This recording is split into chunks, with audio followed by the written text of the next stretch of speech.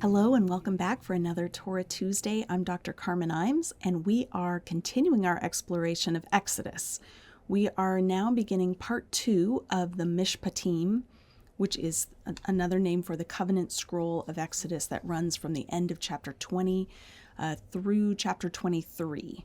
The reason why many scholars divide between part 1 and part 2 is because it moves from mostly casuistic laws or case laws in the first half to mostly absolute prohibitions in the second part.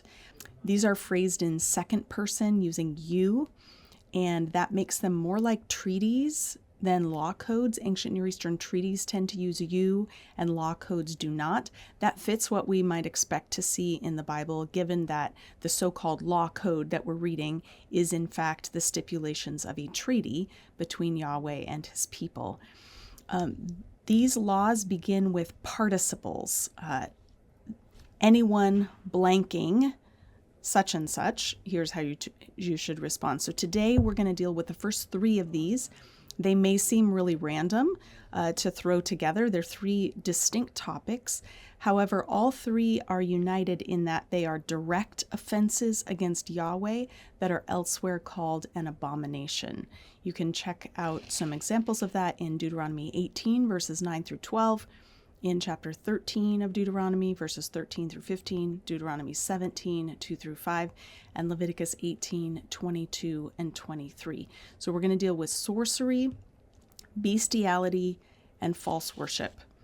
Let me read you from my translation of the Hebrew to start.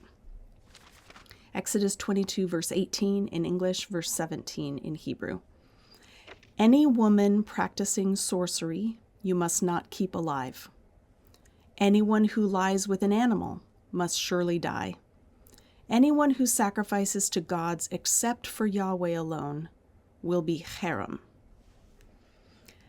Okay, what we're going to notice in this section here and following of the Mishpatim is that the topics alternate between holiness and social responsibility. So these 3 laws, in addition to being direct offenses against Yahweh, they're also united around the concept of holiness. So we'll begin with the question of sorcery. Some scholars have suggested that this should be translated seduction. Any woman who practices seducing someone, you must not keep alive. And the reason they say that is because the verb kashaf is also associated with sexual sin in Nahum chapter 3, verse 4, and because sexual laws come before and after it. So before this, we have the law of against a man seducing a woman and the parameters of his liability. We dealt with that in last week's video. And then just immediately following this is the law about bestiality. So the association with sexual laws on either side has made some people wonder if this is the counterpart to the law we just read last week. That is, so if a man seduces, here's how you handle it. If a woman seduces, here's how you handle it. However, the verb kashaf naturally means sorcery. So we would have to explain why here it has taken on a sexual meaning and why they didn't just use the normal word for sexual activity. The context around this is also related to false worship. And so it seems like sorcery has that broader connotation that would relate with false worship. Another question people ask, and this is a question I've had, is why only women? Why not any man or woman practicing sorcery you must not keep alive? And here I don't have a definitive answer, but just a hypothesis that it would be more likely for a foreign woman to be incorporated into Israel's community than for a foreign man to be incorporated in. So women came in wartime, the men would be killed, and sometimes women would be brought into the community. We have examples of women like Rahab and Ruth coming into the community, the Israelite community, but we don't have as many examples of men coming into the community. So perhaps the risk of sorcery is higher among women because these women might be coming from surrounding cultures. Sorcery, at its core, represents an attempt to manipulate spiritual powers to bring harm or benefit to others. And in this case, it's outside Yahweh's will. Now, seduction is also manipulative, so the two have some similarities, which might be why they're paired in Nahum, as we mentioned earlier. In ancient Israel, the priesthood is the only appropriate place and the only appropriate form of divination, or trying to discern the will of God. And there's a clear death penalty for anyone who's trying to seek divine insight outside of Yahweh and outside of the temple establishment. The death penalty is by stoning. You can read about that in Leviticus 20, verses 6 and 27. An interesting tidbit is that, and this is surprising, I think, is that sorcery is also a capital crime in Mesopotamia. So lest we think, oh, the Israelites are doing something very unique here, the Mesopotamians recognized the extreme danger of sorcery because of the attempt to bring harm on one's neighbor. And so it was outlawed in the Middle Assyrian laws. Now, on to verse 19, which deals with bestiality. This is the sexual pairing of a human and an animal, and this is strictly prohibited in Scripture. Why?